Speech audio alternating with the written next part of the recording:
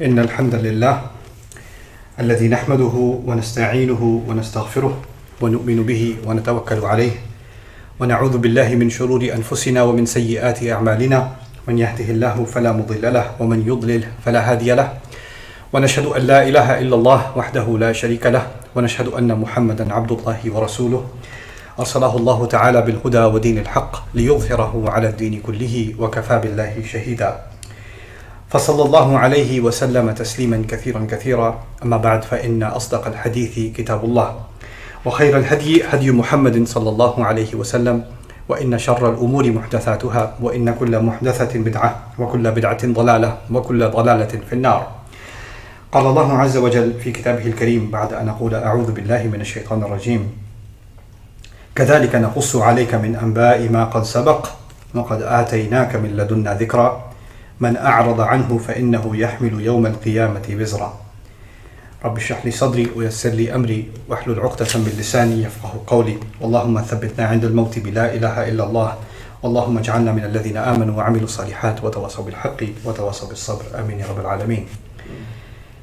In today's khutbah, I'll speak to you about a couple of places that are close together in the Quran. These are towards the end of Surah Taha. That's the 20th surah of the Quran. And the first place I'm going to start with is the 99th and 100th ayah.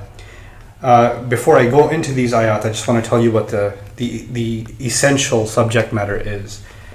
A lot of times you run into somebody who says, please don't tell me. If you tell me something that's, let's just say you're talking about something is halal or haram.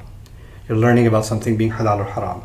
And in the conversation, you meet somebody who says, listen, I don't want to have this conversation. Please don't tell me, because if I know, then I will be responsible. So it's better I don't know. That way, I'm not going to get in trouble.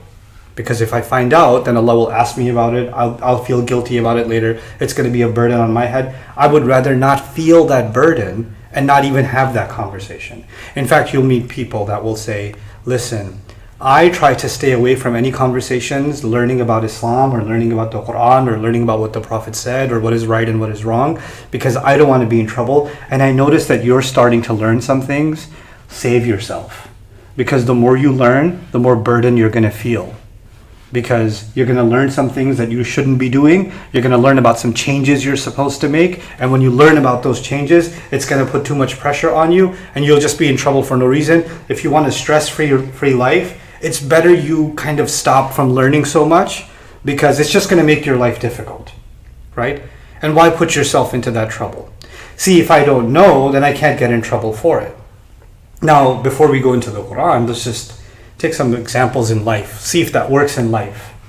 A doctor tells a patient, listen, you have a very serious... The patient says, no, don't finish that sentence. Don't tell me.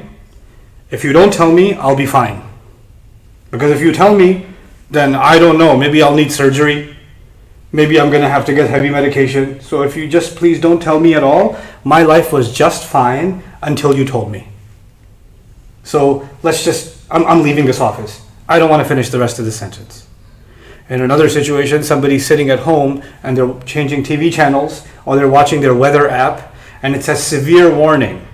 Evacuate the city because in the next 5 hours, and you turn off the app, no, I don't want to hear this.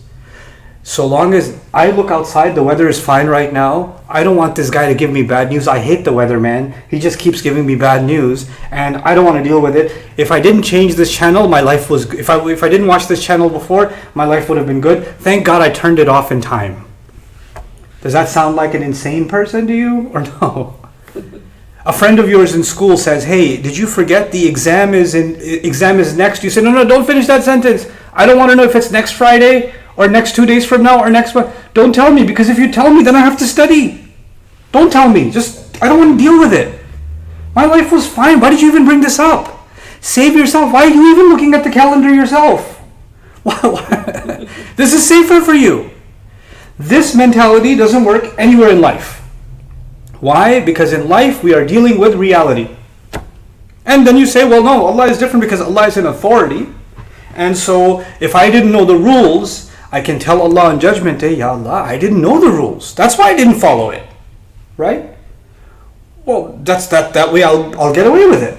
Because ignorance can be, you can plead ignorance. Actually, in the court of law, You can actually go to the judge and it's something called a defense. For someone who claims to be innocent, they can say, I plead ignorance.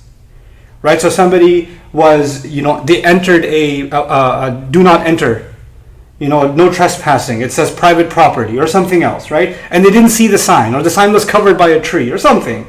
Or they were in a hurry and they didn't read the sign and they entered. And now there's a case against them. And they come in front of the judge and they say, I didn't know, I didn't see the sign. And they could actually plead innocent. They could get away with that. But let me give you a different example. You're driving a car. And you never wanted to learn traffic laws. You didn't want to learn about stopping at a red light. You didn't want to learn about stopping at a stop sign, speed limits. You didn't want to learn any of those things. So you're going through a few red lights, several car accidents has happened. Finally, the police catches you. You're standing in front of the judge before they throw you in jail for all kinds of chaos you created. And you say, I never learned these rules. But this is different, because if you never learned these rules, why did you get inside a car? Why did you get inside the car? If you think that you are capable of getting in the car, then that getting in the car comes with responsibilities. So actually, my life and yours is similar to the driver. The moment Allah put us on this earth, He put responsibility on us. The moment we became the age of adulthood, when we reached what the Quran calls balagha ashuddahu, when you reach that age, you and I become what's called mas'ul, responsible, worthy of being asked. Human beings will be asked on Judgment Day. يُنَبَّأُ الْإِنسَانُ يَوْمَئِذٍ بِمَا قَدَّمَ وَأَخَّرَ. I've given khutbah about that before. A human being will be informed in great deal about the priorities they made and the things they put off till later. We are not simply roaming for free, and we have no responsibilities. أَيَحْسَبُ الْإِنسَانُ أَنْ يُتْرَكَ سُدًى. Did the human being think that he's just been left around without purpose? But when a human being thinks that they are roaming free, and until if they find out that they're responsible, then the responsibility begins. Right? That's actually not the case. You're already in the car, you're already on the road, and if you say I didn't know, that can only work. That excuse can only work if you looked everywhere for the rules and you couldn't find anybody. And then you drove whatever way you could. And then you say, well, I tried my best to learn, but I couldn't find any resources, and that's why I messed up. Now you have a defense. There were people who lived at a time when there were no prophets. Before Rasulullah sallallahu alaihi wasallam, there are people who were alive and they didn't have Muhammad Rasulullah sallallahu alaihi wasallam. They didn't have the Quran. Maybe they lived in a village where they never heard about Isa alayhi salam. They never heard about Musa alayhi salam. They never heard about Shu'aib or Salih or any of the prophets. They don't know anything about any prophet. Nothing. So they don't know how to pray. And they're looking for an answer. And imagine for a moment that a person like that is looking for an answer and they die looking for an answer. They never found the answer. And Allah may question this person, even though that's not how the questioning will be. Why didn't you pray 5 times a day? Why didn't you do Hajj? Why? Well, it wasn't even revealed yet, or I didn't know. I had no idea. That kind of a person might even have a defense because they had no resources. They had no access to that. The way Allah will judge them, Allah knows. But for sure, Allah does not hold someone accountable when He didn't provide them with guidance. Right? Whatever guidance Allah provided that person, whatever opportunities Allah provided that person, Allah will judge based on that. So now come to you and me. You're talking to somebody about what Allah says, or they're talking to you about what Allah says, and you say, oh, don't tell me what Allah says. No, please stop. If you tell me, it's gonna weigh heavy on me. Now this attitude, first of all, the first part of this khutbah I wanted to highlight how illogical that is, how it doesn't make any sense. And how you're assuming that you're not already responsible when you think like that.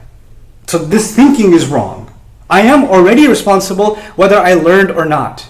The fact that I delayed my learning makes me more liable. It doesn't free me, it actually puts me in more trouble. And believe me, people have lived a life where they didn't want to learn, they didn't care. And later on in their life, something Allah put in their heart, they decided to start learning.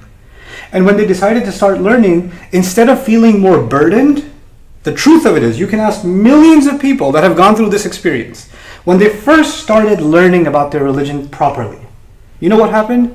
First time they actually truly felt free. They didn't feel enslaved or burdened. They actually felt freed. They felt freed from the chains of culture. They felt freed from the expectations of people. They realized they've been trying to make people happy when they should have only been concerned with making Allah happy. And making Allah happy is very easy, and making people happy is very difficult. They've been putting themselves in difficulty all this time. Then they realize that they've wasted so much of their life.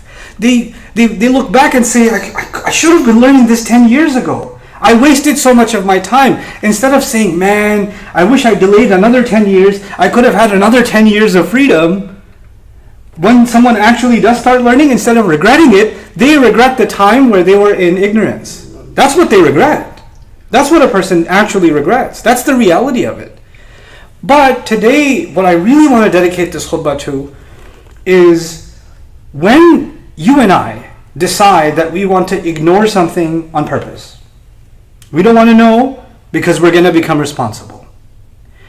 You know, in physics, we talk about how in Newton's laws of physics, to every action there's an equal but opposite reaction, right? And that's in physics, right? There's action and reaction.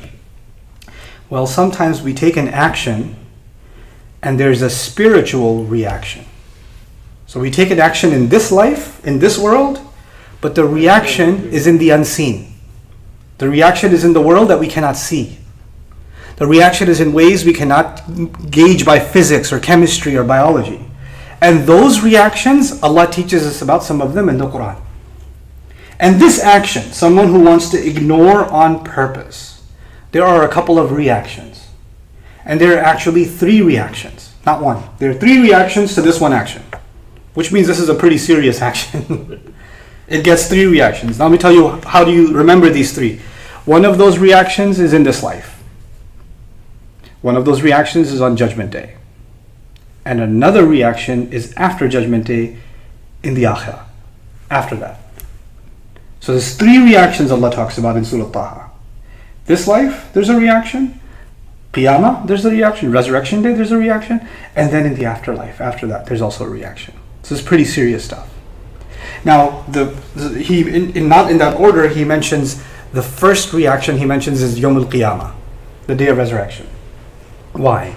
Because the day of resurrection is a day when we are held responsible for everything we did. And mentioning that is absolutely essential in the 99th and 100th ayah. Allah says, وَقَدْ آتَيْنَاكَ مِن لَدُنَّا ذِكْرًا. We have given you from ourselves, especially from our treasures, we have granted you a way to remember. Dhikra. Now this dhikr is the Quran. And then Allah says, وَمَنْ أَعْرَضَ عَنْهُ. And whoever ignores it on purpose, whoever deliberately, intentionally ignores it. What does he say about them? فَإِنَّهُ يَحْمِلُ يَوْمَ الْقِيَامَةِ وِزْرًا. Then this person is going to be the one that will be carrying a huge burden on the day of resurrection. They will have a burden on them on resurrection day. Look at the power of this speech. This is a person that said, I don't want the burden now. That's what they said. And Allah says, this person did not want to carry this burden now, so I will make them carry a huge burden on the day of resurrection. Now you decide, would you rather carry a burden now, or would you rather carry a burden in the next life? That's the decision you have to make. And what's incredible is when Allah talks about the carrying of wahi, when we carry the burden of obeying Allah, learning Allah's word, learning about the Prophet ﷺ, when we carry that, it doesn't actually become a burden on us. He says, يُرِيدُ اللَّهُ لِيُخَفِّفَ عَنْكُمْ. By putting that burden on you, Allah actually makes your life easier. He reduces the load from you. It's the opposite effect. It doesn't work like this world. It's the opposite effect. The more we carry Allah's word, the lighter life becomes. Life becomes not heavier, but lighter. It's the opposite effect. So now, let me take you another place. This is actually where Allah explains this further in the same surah. That was the 99th and 100th ayah. Then he goes on in the 125th ayah. This is where we're going to learn about this life. I said there are 3 reactions. The reaction on Judgment Day, we're going to have to carry a burden.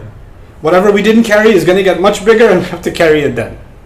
But what happens in this life? He says, وَمَنْ أَعْرَضَ عَنْ ذِكْرِي فَإِنَّ لَهُ مَعِيشَةً ضَنْكًا.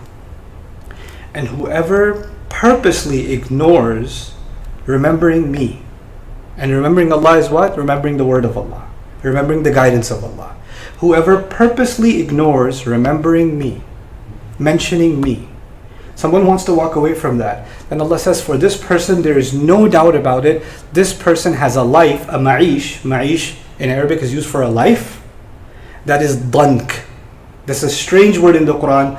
Pretty much never else has it been used. This is ma'ishatan danka is actually a mawsuf and sifa. It's an adjective. Now what does this word dank mean? Let me just explain this word to you. You might find a translation that says a depressed life, or a difficult life. But I don't want to use the word depressed because some of you are in the counseling profession or psychology profession. Depression can be a term, a clinical term, and the Quran is definitely not using clinical terms, right? So I don't want to use those words. So let's explore this word a little bit. Then understand, a person who ignores Allah's words or Allah on purpose, they get something happening in their life. Every part of their life.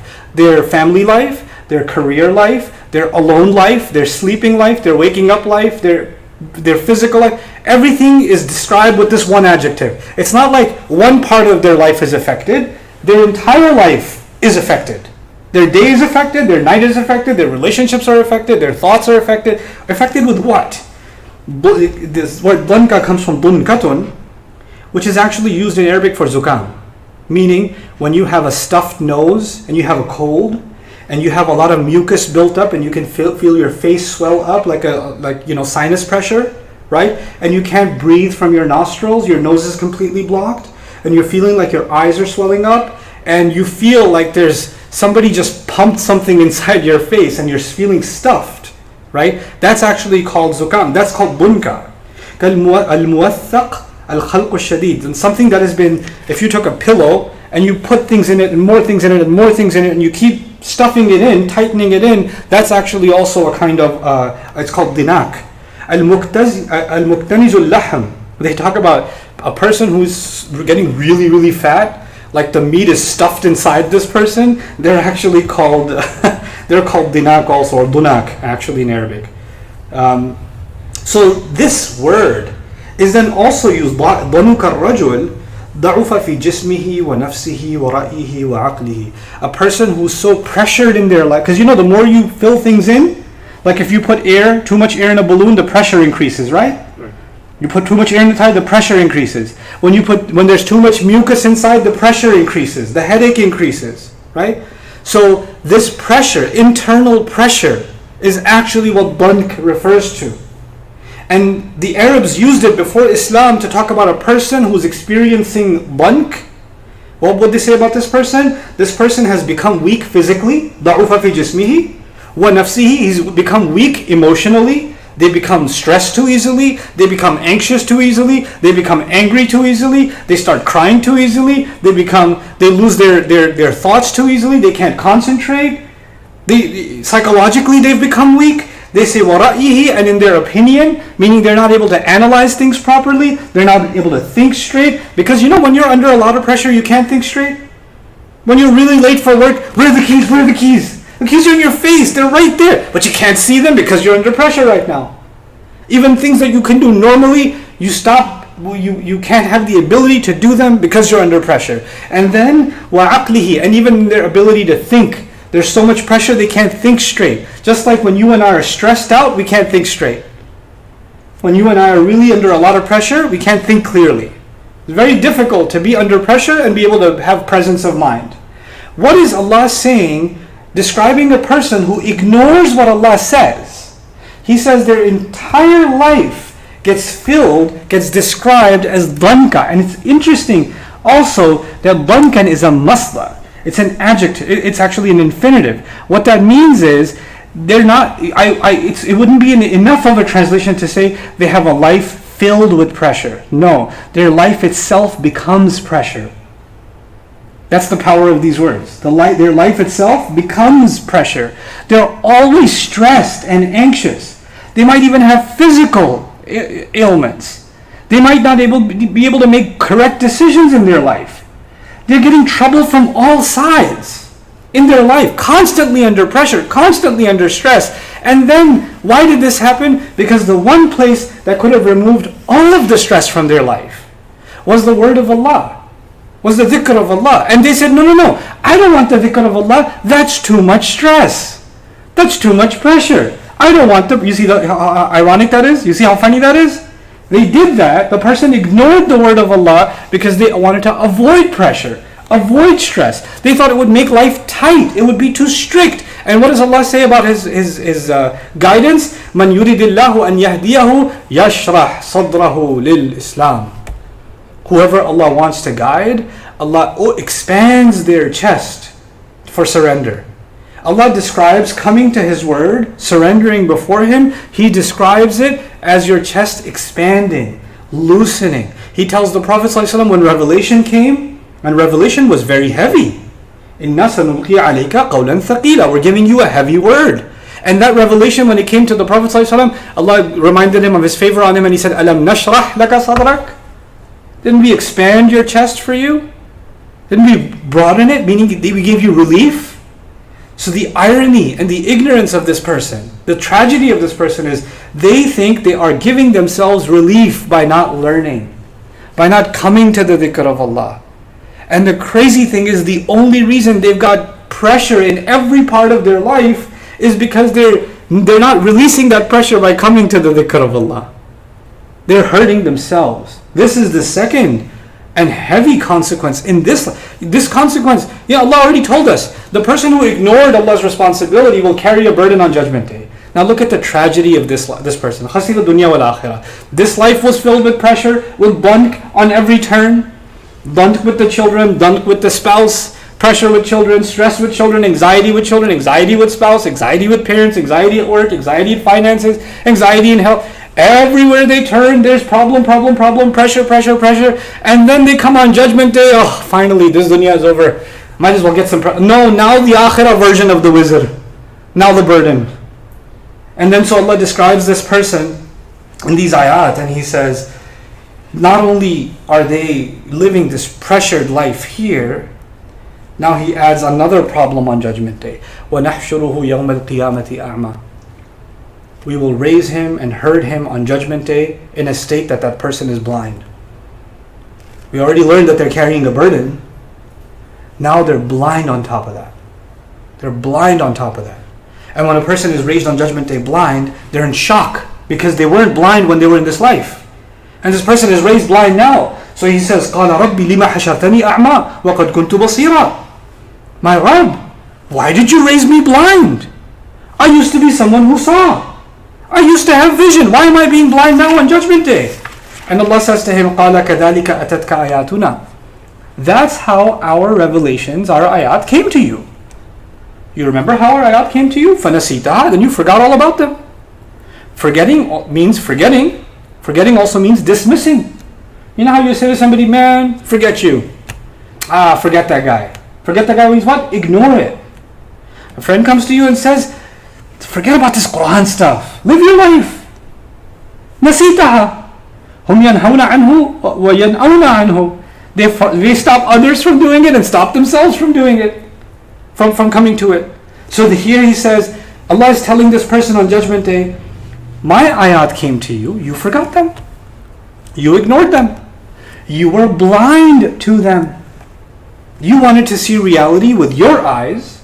You didn't want to see the vision that Allah was giving you with His nur. Well, you didn't want nur. If you don't want nur, then you don't get nur on Judgment Day. You have no light in your eyes. كَذَلِكَ الْيَوْمَ وَكَذَلِكَ الْيَوْمَ تُنْسَى. Just like that, today you're being ignored. You're being forgotten. Being forgotten means you don't think about somebody, you don't care about somebody, you don't hear about their cries. Allah is basically describing this person as becoming irrelevant on Judgment Day because they considered Allah's ayat irrelevant in this life. وَكَذَلِكَ نَجْزِي مَنْ أَسْرَفَ. This is the conclusion of the khutbah today. I just wanted to complete this small passage. It ends at 127. وَكَذَلِكَ نَجْزِي مَنْ أَسْرَفَ. In this ayah, Allah has given us a secret. This is the last secret of these ayat that I'll share with you. And that is how we will give reward, or we will pay back those who went too far. Asrafa, those who went too far. The ones who go in excess. If you had an argument with somebody, they said something harsh to you, you responded with something harsh. Okay, they scored one, you scored one. They said something mean to you, you came back with 100 times insults. That's asrafa. That's asrafta. You went too far. You exceeded. The Quran talks about لا تسرف في القتل. When tribes used to go into fights with each other, one villager killed another villager from a different tribe. Now this village comes and kills the entire village. There's israf fil qatl. I'm going to kill you, your cousin, your chicken, burn your house down. I'm going to take you all out. Anybody that ever carried your name, I will end your lineage, right? Because you slapped my goat or something. That was israf fil qatl. Israf means what? Someone who goes too far. Too far. Israf can be in spending. Allah talks about that in the Quran, right? So, israf is, for example, you need certain things, but you want to go far beyond that and keep getting more and more. Like, for example, if you got invited to a wedding, a walima, or aqiqah, some celebration, right? And you're not that hungry, but you see the guy in front of you took 5 pieces of chicken and 8 kebabs and a mountain of rice, and you're like, he built the mountain of Uhud. I need to at least have, a gharira, or at least something. I should compete. So you're not even that hungry, but you're like, there's 3 more people behind me. They might get the next drumstick, so I'll take 12 drumsticks, and I'll take the entire salad, and and you're just building this like monumental architectural work on your plate that you can't even carry at this point. And you take it and you ate 2 bites of it, and you're like, I'm done. That's israf. You didn't need all that. You wasted all. That's israf, right? Now, the subject today wasn't israf. The subject today was a person who ignores the reminder. A person who says, I don't want to know. Allah is telling us now the secret that He knew all along about a person like that. That person knew all along that they're doing something in excess. They're talking about other people in excess. They're backbiting in excess. They're spending in excess. They're doing some kind of, or they're being vengeful. They're taking revenge with others in excess. They're developing hatred in excess. There's some excessiveness in them. And they know that if they get a reminder from the word of Allah, the word of Allah will call them out on their excess. And they don't want to hear that. They don't want to hear that. Because that will put them in check. That will make them stop doing. They know it's wrong. Somewhere inside them, they know it's wrong. And they actually want to ignore what Allah is saying, not because they don't know, but part of them already knows, I have a pretty good guess Allah is not okay with what I'm doing. I'd rather not hear it directly. They're not that innocent. So since I didn't know, that's why I'm not responsible. Oh, you knew something in some part of your conscience was poking you. And so what does Allah say? كَذَلِكَ وَكَذَلِكَ نَجْزِي مَنْ أَسْرَفَ وَلَمْ يُؤْمِنْ بِآيَاتِ اللَّهِ. That's how we compensate the one who went overboard, the one who was excessive, and did not believe in the ayat of his Rabb. وَلَعَذَابُ الْآخِرَةِ أَشَدُّ وَأَبْقَى. And the punishment of the akhirah, remember the third reaction, is even worse and is even longer lasting. So Judgment Day was already scary enough. This life was already scary enough. I don't want to live a life of pressure and misery. I want to feel relaxed in my life. When you guys have pressure from the exam, when you have pressure from finishing a work project, when you have pressure from a huge family obligation, pressure, when the pressure is done, when the event is done, when the exam is done, what do? I can breathe. There's a release. This person does not get a release in this life. They get out of one trouble, they end up in another trouble, another dunk. It's in every part of their life. And then the burden on Judgment Day. And then Allah says, this is nothing compared to what's coming in the last life, because what they're getting in the final life, in addition to being blind and being scolded by Allah, what's coming in the final life is far worse and far longer lasting than any of this. Allah protect you and me from it. So this figure of speech that we use in English, they say ignorance is bliss. Be careful with that statement, because it's a very ignorant statement and there's no bliss in it. There's absolutely no bliss in it. And I pray Allah protects our loved ones from falling into this trap.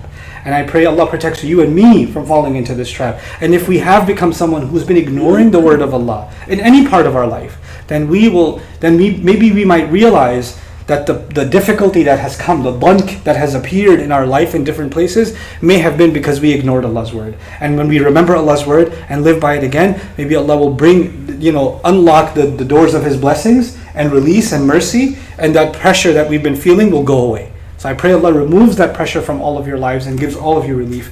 and myself. Barakallahu li wa lakum fil Qur'an al-Hakim wa nafa'ani wa iyyakum bil ayati wa dhikri al-Hakim. الحمد لله وكفى والصلاة والسلام على عباده الذين اصطفى خصوصا على أفضلهم وخاتم النبيين محمد الأمين وعلى آله وصحبه أجمعين.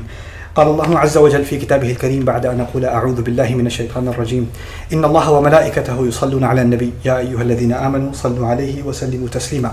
اللهم صل على محمد وعلى آل محمد كما صليت على إبراهيم وعلى آل إبراهيم في العالمين إنك حميد مجيد. اللهم بارك على محمد وعلى آل محمد كما باركت على إبراهيم وعلى آل إبراهيم في العالمين إنك حميد مجيد. عباد الله رحمكم الله اتقوا الله إن الله يأمر بالعدل والإحسان وإيتاء ذي القربى وينهى عن الفحشاء والمنكر ولذكر الله أكبر والله يعلم ما تصنعون. أقم الصلاة إن الصلاة كانت على المؤمنين كتابا موقوتا.